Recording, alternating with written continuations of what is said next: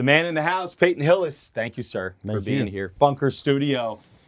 One of those legendary Razorbacks. We try to have these conversations, and it helps when you're a neighbor to a guy for a few years. Yeah, We've hung out a couple of times. Kiddos go to school together. Happy birthday. Thank you. Welcome to, I don't know, you're still young as heck. But how's life, Peyton? How are you? Heck, I can't complain. Life's pretty daggone good. Well, you look good. You look like you stay in shape. You're living right. You're eating right, and you're enjoying yourself, right? Life is treating you well. Yeah, life's great. Have nothing to complain about. So, you love Arkansas now, like you did when you were a kid, more or less? Give me a thought, because you're a Razorback through and through. You always wanted to be a Hog. Yeah, I mean, as a Hog, growing up in this state, you're going to love the Razorbacks no matter what they're going through, right?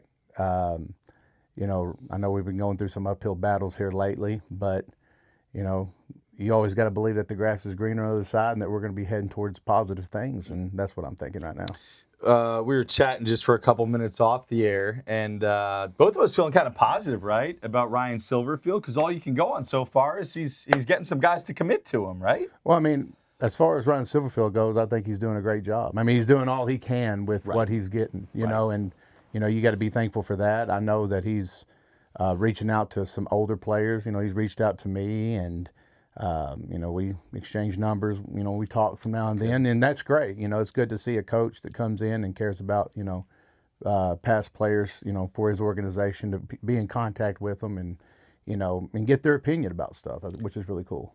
It's been a while since the Hogs have had in football, I'm thinking, right? A youthful, kind of energetic coach. Reminds me a little bit of your guy, Houston, not as far as he's in his 40s. He's got that family with him now. And I don't know, it just feels like an injection of energy and excitement, Peyton, a little bit right now with this guy. Well, I mean, I think that's what we need. I hope that's the case. You know what I mean? I hope that, he knows how to come in, to this small state with the program and try to create some enthusiasm among the fans and the players.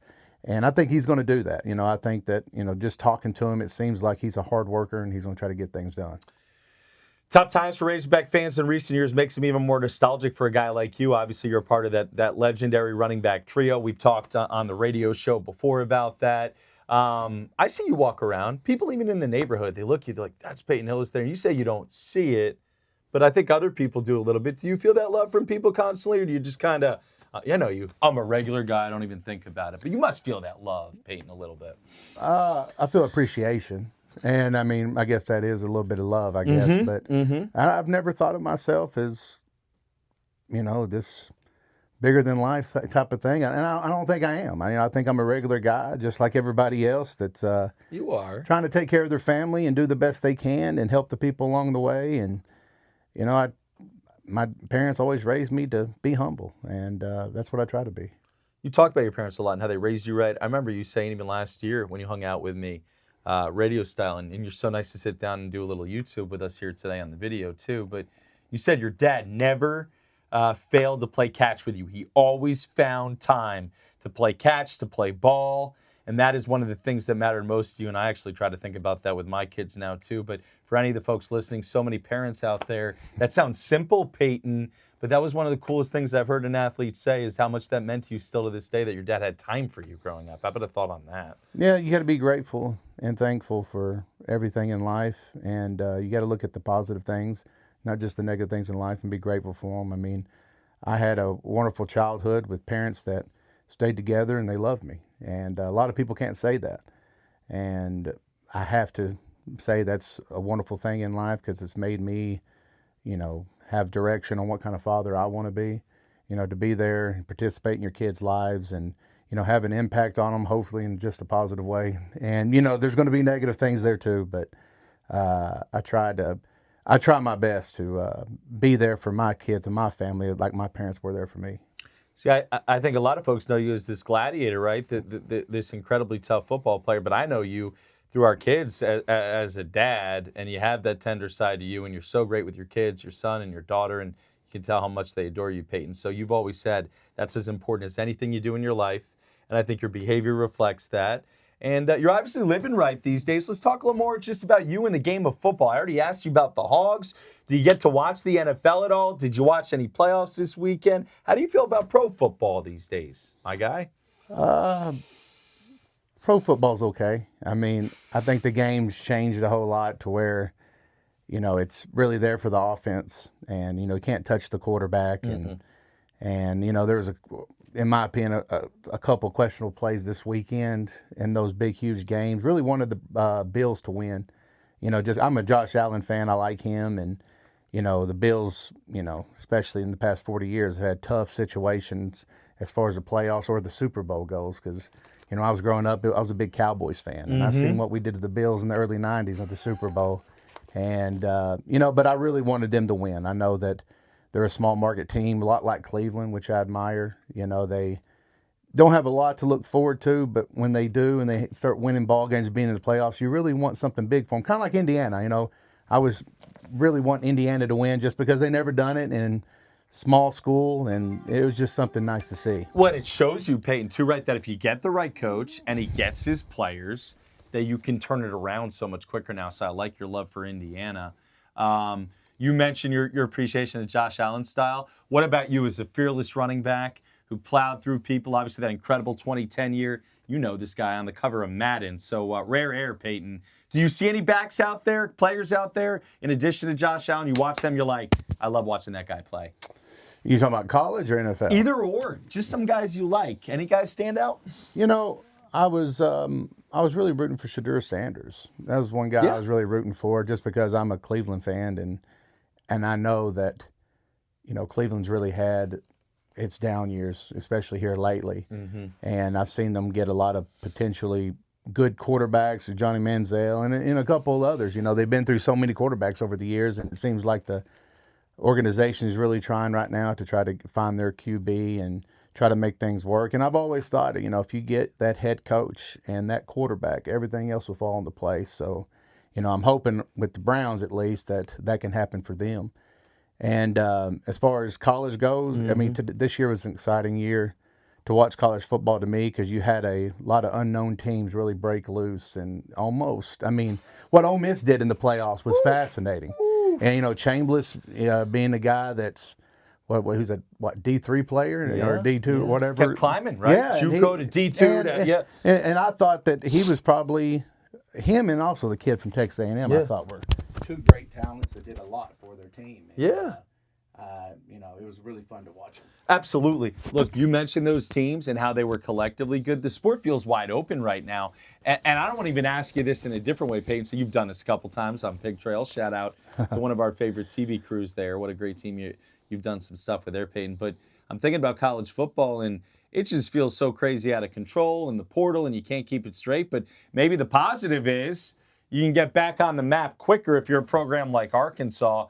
But do you think back and think ever, because be honest with me here, you tell me it straight, do you ever think, man, I could have made a lot of money if the portal was open, right? If the transfer portal and the NIL was in place back then? Or you don't think like that?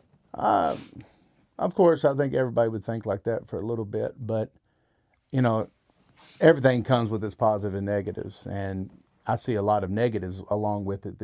For the kids, what they're dealing with, they're really going through a period of time in their life where they should have some sustainability in what they do and consistency, but it seems like whoever the highest bidder is, kids are going to go to. So, that's I know they're thinking that's what's best for me, but how are you going to learn anything about perseverance or trying to make something of yourself, to stick something out and work towards it. And I hope that the NCAA or the NIL tries to fix some stuff to where they can make this more consistent, and the fans of every team can really just basically see the guys that are coming into their program and watch them grow throughout, and instead of just watching them run away, because, it's kind of like a short-term relationship, there's nothing beneficial for anybody. You're one of those guys who learn like that, right? Because you're in the backfield with a couple of legends, too. It's not just, it's Darren, McFadden, Felix Jones, and Peyton Hillis. You're talking about three elite running backs at the same time. I think these days, and you can tell me I'm wrong, that's fine. You tell me what you think, but I would think guys might transfer. They might not stay. They might not wait for their turn. Not enough reps for me. You did everything. You blocked. You caught passes. You ran. I remember you returning punts. I think some guys these days don't diversify their game. They just look for the easiest thing, you know? Well, I'm pretty biased. I think that the University of Arkansas is different than most places. Because I know we all know how prolific and awesome Darren McFadden and Felix Jones were. And, what they did for this program.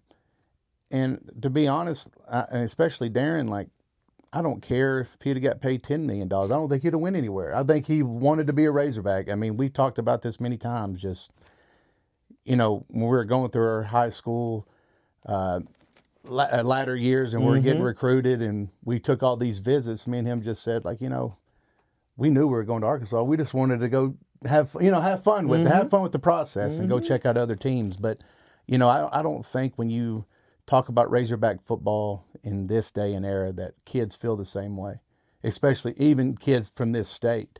I think that a lot of them will, go to different schools. But I like what Silverfield's doing. He brought a lot of in-state talent back. And hopefully this is that point where it turns around for us. You mentioned your relationship with Darren. I've never heard that, kind of side of it before. But, yeah, you guys must have obviously known each other while you were getting recruited the heck out of right there back in the day. How early did you meet Felix? Was that similar? Did you know him in those circles? I mean, I was a sophomore when Felix and Darren came in. And, it was amazing that those guys came in and what they did. And, I really don't know about Felix's recruiting journey as much as I did Darren's. But, I'm sure when you talk to – if anybody talks to Felix, you see that he's never not smiling. He's always smiling. He's always in a good mood. And, he's just a class act guy, straightforward guy, and I love that. You said you got love for Cleveland. That's one of your towns, right? That is. Obviously, you played in Denver. You played with the Chiefs, Tampa. You played in New Jersey with, I'm a Jets guy, but, Giants were a little better. So you played with a lot of teams. Is Cleveland far and away your NFL love? You got to have a little love for all those towns, I'm thinking, right? Well, I think all of them have their benefit. Their positives and negatives. But something about Cleveland always stuck out with me was the fans. We think that we've had a bad time with Arkansas football, but Cleveland's had a rough time the past 15 years. But every time you go to a game, it's packed. It's always going to be packed, and they love their players, and they deserve a winner. And I'm hoping they get it. I really am. Last time you were here, you shouted out Jim. Y'all can't see this, but we got Jim Brown on the wall back there in the Syracuse days, and you got to meet him. Some people say he was, the best running back of all time, a little before my time, but I've heard other people compare your running style to his running style. Just tell me about Jim Brown quick. Well, he reminds me, he's the Kareem Abdul-Jabbar of basketball. You know what I mean? He was, think about it, 6'2", around 240, in the 60s playing running back. That was me, back then playing running back. Exactly. That had to put fear into people back then. And, I just love what he brought to the game and what he did for the game. And he was always a Cleveland fan. He was always around the, facility organization and try to help the young guys. And, I have nothing but love for that man. I love your appreciation for him. And obviously so great to catch up with you, Peyton. As we start to wrap it up, I've seen you on TV more lately. You're so great at stuff like this, right? Sitting down, just coming in a studio. So, do you ever think about a broadcasting future, coaching? Sure, people ask you that stuff a lot. What do you still envision for yourself here? As you start your real life now. Really, yeah. I really. Happy birthday, baller. I really just like what I'm doing. I'm not a real big political guy, and I wouldn't want nobody controlling my speech. So no Governor Hillis, we don't think. No, I get thrown in prison or get shot. I think you'd win. First day. I think. Okay. And I don't know. I feel like I don't like to sugarcoat things, and I'm really passionate.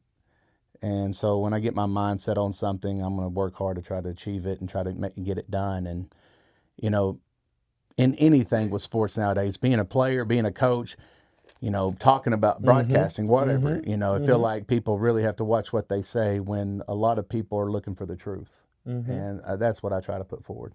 Yet I think the ones who do speak truthfully and find that way to do it, there's something there, right? Well, you don't see very many of them. Those are not the guys that, people want on their network or anything. If you can't really control them and control what they say, that they could potentially hurt them. But I've always thought, what's wrong with just speaking the truth? What people are feeling or thinking, I think, you know, people that are watching those shows or anything like that, they want to know that, hey, people are thinking the same way I am, and I'm not alone in this. And I feel like that's what people are looking for. Final thought, shout out, we'll let you go. Razorback fans, I mean, can they, do you feel like they take advantage? Or do you feel like most are pretty respectful? Because I feel like when I'm around you, I don't want to run at you, you know, because you're my neighbor and I know how much recognition you have. Do you feel like Hog fans play that right with you, or do we need to tell them like, give me a little more space? No, they're respectful. I don't ever look at myself as, like I said before, me being better than anybody, or you. I'm not going to talk to you because I'm a football. That is stupid. We're all human beings. We're all people that are going through life trying to make the best of it, and we all have our problems. So, you know, I don't like people that lift their, or snick their nose up to people and try to act like they're better. That's just not a good way to go about it, and that's not a good human being. Most people around here aren't like that. No. Pretty good place to live. No, it's a wonderful place to live. And people are good. I mean, our Razorback fans are great around here. And like Cleveland, they need a winner. And I'm hoping they get that. Really good, dude. Hey, but the Vanderbilt game last night, I mean, Arkansas did really good with that, did they not? Maybe a run at the Final Four, Peyton. You got a chance. This A-Cup cat is ridiculous. I mean, we have a few good cats on that team. I'm a little bit, only thing I'm dissatisfied with the basketball teams, we can't win on the road, it seems like, especially in the SEC. But when we play at home, and we can beat anybody. Juggernaut at home. Man, it's wild. You're real Razorbacks, because I see you at the baseball games. Heck, you played in that Savannah Bananas game last year. So that was wild. Yeah, that was wild. Larry. We'll leave that for another time. Hey, you're really nice to do this, okay? I know how busy you are. Yeah.